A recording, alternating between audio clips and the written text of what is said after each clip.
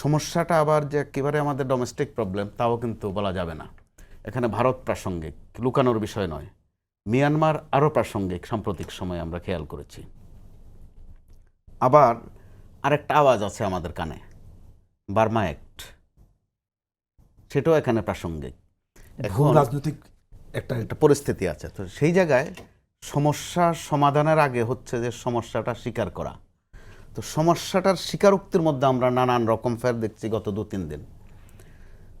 দুজন উপদেষ্টা বলেছেন, একজন বলেছেন যে সেটার মধ্যে ভারতীয় হাত আছে, আরেকজন বলেছেন পার্বত্য চট্টগ্রাম বিষয়ক যিনি উপদেষ্টা তিনি বলেছেন কিছু অর্থ বিনিয়োগও হয়েছে ওখানে।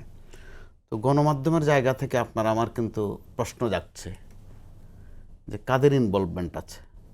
সেটা নিশ্চয়ই তথ্য আছে দেখে স্বরাষ্ট্র উপদেষ্টা বলেছেন।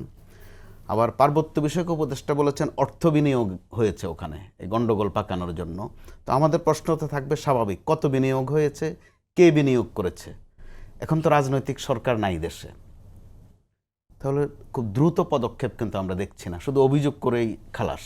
ঠিক। আবার যেটা সর্বশেষ আজকে বলা হয়েছে, যেটা বিএনপির পক্ষ থেকে বলা হয়েছে যে ভারতের সম্পৃক্ততা আছে। বিএনপি ক্ষমতায় না থাকলেও ক্ষমতার ধারে কাছে আছে, প্রভাব নিয়ে আছে, কিন্তু আমরা এখন পর্যন্ত দেখিনি সরকার থেকে ভারতীয় দূতাবাসের কোনো কর্মকর্তাকে ডেকে অন্তত জিজ্ঞাসা করা হয়েছে